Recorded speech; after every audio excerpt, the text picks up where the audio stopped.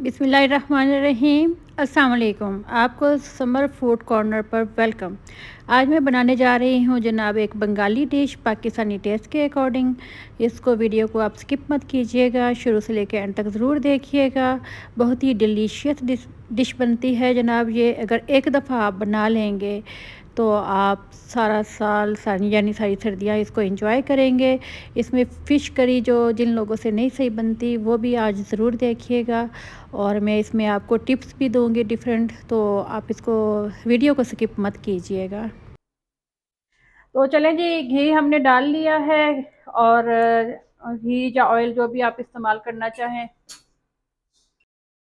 और जितना आप इस्तेमाल करना चाहें। अगर आप लोग ज़्यादा इस्तेमाल करते हैं तो आप ज़्यादा डालिए, और अगर कम इस्तेमाल करते हैं तो मैं तो मुनासिब सा ही डालती हूँ। अच्छा जी, इसमें हम ना ये इलायची बड़ी और लौंग कुछ डाल देंगे, और थोड़ा सा ये कड़कड़ा जाए तो फिर उसके बाद हम दूसरा डालेंगे। ये देखिए, ये स्टीम लगी थी मुझे कुकर की, और आप बिल्कुल अच्छी तरीके से जब स्टीम निकल जाए तो फिर आप कुकर जो है खोला कीजिए। मैंने थोड़ा सा जल्दी में खोल लिया था।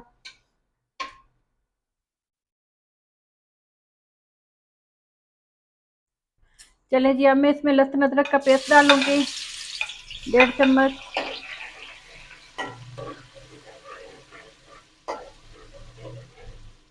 और अब मैं इसमें प्याज डालूंगी। प्याज लहसुन अदरक जितने आपको हस्बे ज़रूरत है आप डालिए। मैं एक्चुअली फ़िश बनाने लगी हूँ, और फ़िश में जितनी हमें रिक्वायर्ड है अकॉर्डिंग टू फ़िश उतना ही मैं इसमें डालूंगी। फाइनली चॉप किए हुए हो तो मसाला अच्छा बन जाता है, और ज़्यादा टाइम नहीं लगता मसाला बनाने में।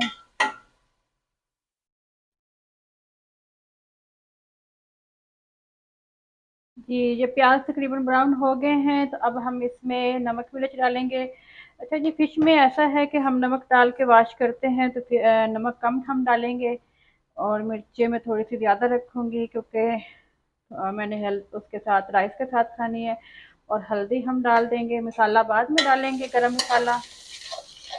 जब हमारी फ़िश बिल्कुल तैयार हो जाएगी फिर हम इसमें गरम मसाला बनाएंगे। एक्चुअली जब मैं फ़िश करी बना रही हूँ, तो जब भी आप करी बनाएं, शोरबे वाला सालन बनाएं, तो इसमें मसाला फिर एंड में डाला कीजिए। अगर हम पहले डाल देते हैं तो मसाला जो है, हमारा सालन जो है वो काला पड़ जाता है।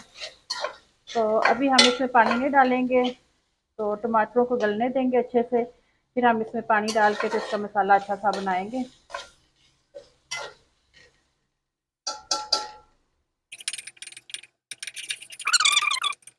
इसमें आधा गिलास या 1 कप आप कह लें पानी डाल के, तो इसको पकने देंगे अच्छे से मसाले को, ताकि ये जकजान हो जाए।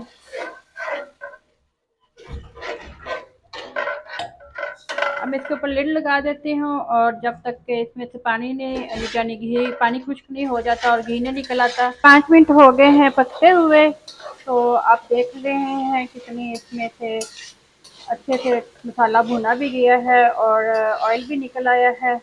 अब मैं स्लो आंच करूंगी और इसमें फिश डालूंगी करके रखेंगे। ज़्यादातर जो स्किन वाली साइड है वो नीचे ही आ जाए तो ज़्यादा अच्छा है।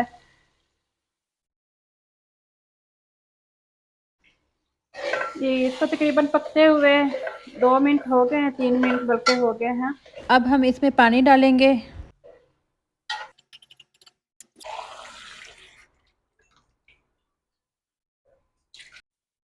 यहाँ पर जनाब एक टिप है, अगर आपसे फ़िश कच्ची रह जाती है करी में, अगर आप फ़िश शोरबा वगैरह बनाते हैं तो फ़िश कच्ची रह जाती है, तो आप ऐसा करें कि इसको पहले नमक लगा के, नमक के साथ आप हल्दी भी लगा सकते हैं, और इसको आप पहले फ्राई कर लीजिए दोनों साइडों पे, बिल्कुल कम ऑयल डाल के, तो सेक लें अच्छे से। जब ये पक जाए तो इसको रख लें, ऐसे मसाला बनाएं। फिर मसाला बना के उसमें जनाब आप क्या करेंगे, पानी डाल देंगे, और हसबे मंशा जितना आप रखना चाहते हैं शोरबा आप रख लेंगे।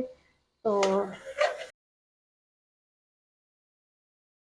मीडियम फ्लेम पे पकते हुए फ़िश को 5 मिनट हो चुके हैं, 5-6 मिनट हो गए हैं, तो अभी हमें और भी पकाना है इसको।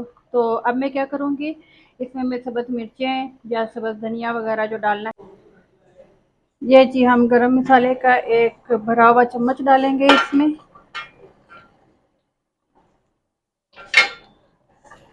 और साथ में ही ये सब्ज़ धनिया और ये सब्ज़ मिर्चों को मैंने कट लगा लिया है अंदर से। तो ये अंदर तक जो है शोरबा चला जाएगा और बड़ी मज़े की लगती हैं फिर। ये तकरीबन शोरबा बन गया है इसका। तो मैंने अब इसको तकरीबन 3-4 मिनट बस हल्की आंच पे पकाना है। और ये ऐसा ही हमें गाढ़ा गाढ़ा सा शोरबा चाहिए, ना बहुत ज़्यादा गाढ़ा ना बहुत ज़्यादा पतला। और ये बहुत टेस्टी लगता है अगर हम चावलों पे डाल के खाते हैं तो। बस ये हल्की आंच पे मैंने बनाना है इसको अब, ताकि ये सब्ज़ मिर्चें धनिया और मसाला पक जाए।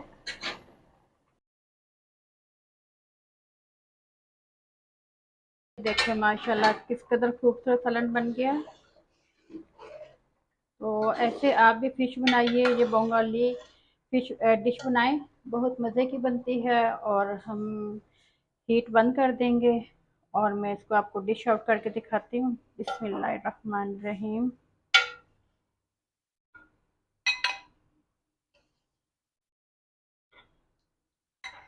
देखिए बोटियाँ अच्छी तरीके से पक भी गई हैं और साबित भी हैं।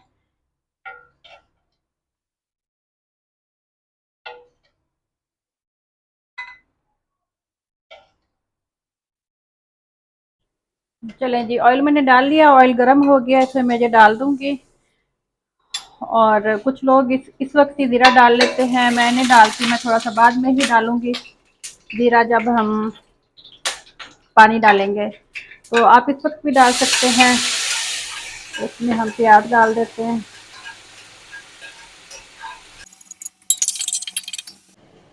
चलें जी, प्याज थोड़ा सा कलर चेंज कर रहे हैं। मैंने इनमें ज़्यादा रेड सा पुलाव नहीं बनाना, ब्राउनिश पुलाव। मैं अब क्या करूँगी, इसमें पानी डाल दूँगी। ये लहसुन अदरक का पानी मैं डाल रही हूँ।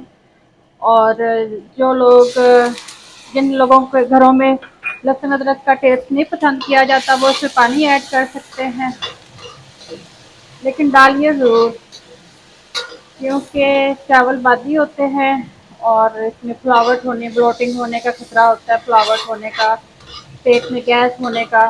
तो जिसकी वजह से अदरक और लहसुन ज़रूर डालना चाहिए।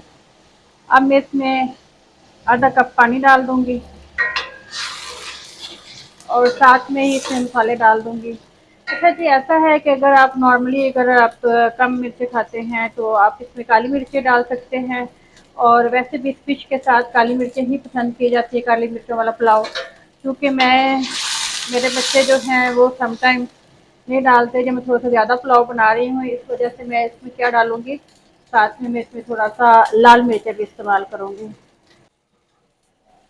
चलिए जी, मैं कुछ मटर डाल रही हूँ इसमें। तो कम ही मटर डालेंगे, ज़्यादा नहीं डालेंगे।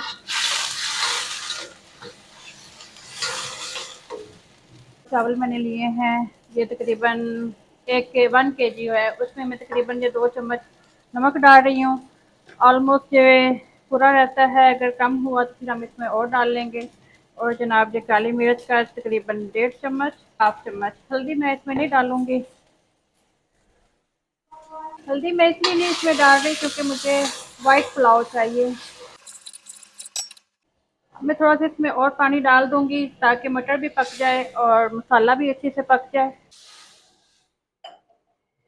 फिर जब भी लिड उठाएं, इसको इस साइड पे उठाएं, अपने आप की प्रोटेक्शन करें। तो ऐसे उठा के अच्छे से, जब स्टीम खत्म हो गई है, अब हम इसको देखते हैं। बिल्कुल हो गया तैयार मसाला।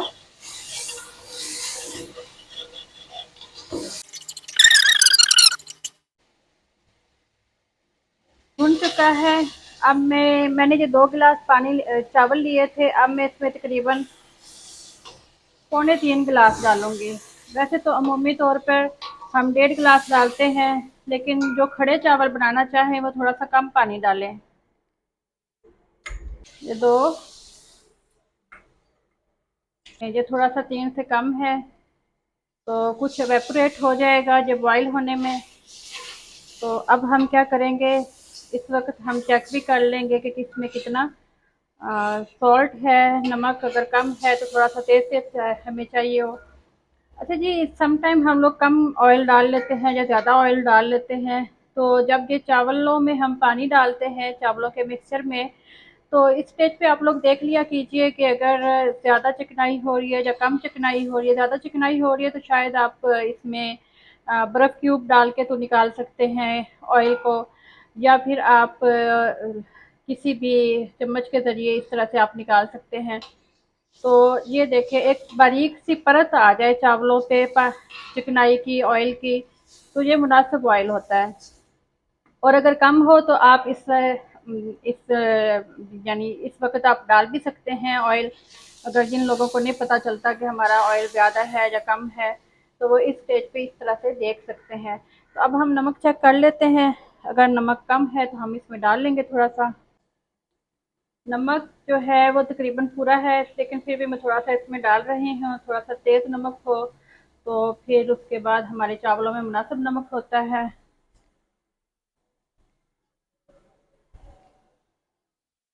ज़ीरा, दालचीनी और भी जो भी आप खड़ा मसाला डालना चाहें इसमें आप डाल सकते हैं।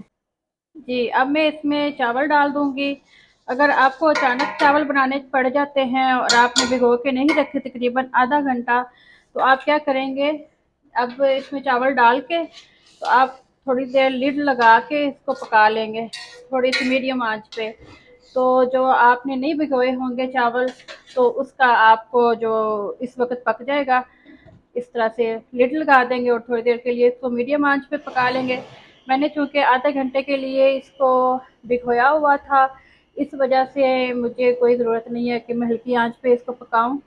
तो मैं बल्कि इस स्टेज पे क्या करती होती हूँ, उसको थोड़ा-सा एवेपोरेट होने देती हूँ पानी को, और चावलों को साथ में पकने भी देती हूँ।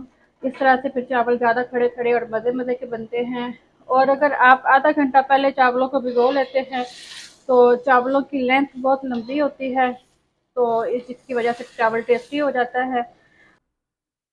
तकरीबन 10 मिनट हो गए हैं और उसके बाद देखें माशाल्लाह किस कदर खूबसूरत पुलाव बन गया है।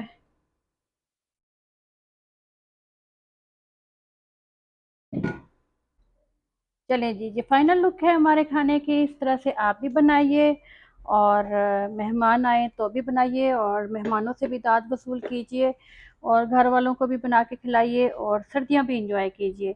अच्छा जी, जिन लोगों को फ्लू बहुत ज़्यादा होता है विंटर में, तो वो भी इस तरह से बना सकते हैं। तो विंटर में फ्लू के लिए भी जो बहुत अच्छा है, जो वैसे ही नहीं सूप पीना चाहते फिश का, तो आप इस तरह से बना के खाइए। बहुत टेस्टी बनता है। बहुत ये बंगाली डिश है जिसको पाकिस्तानी स्टाइल में हम लोग बना के अपने घरों में खाते हैं। एक दफ़ा आप बना के खाइएगा, कमेंट सेक्शन में ज़रूर बताइएगा आपको कैसा लगा। मेरा चैनल समर फूड कॉर्नर को आप सब्सक्राइब कर लीजिए। तो न्यू न्यू डिशेस आपको मिलेंगी, और झटपट डिशेस और ऐसी डिशेस जो कि बच्चे भी लाइक करते हैं और बड़े भी। मैं भी कुछ तजर्बे करती रहती हूँ क्योंकि मेरे बच्चे भी खाने में बहुत ज़्यादा चूज़ी हैं, वो आम सा खाना नहीं पसंद करते। इस वजह से फिर मैं उनके लिए डिफरेंट तरीके अपनाती रहती हूँ। तो वो भी इंशाल्लाह मैं आप लोगों के साथ शेयर करूँगी। अल्लाह हाफ़िज़, दुआओं में याद रखिएगा।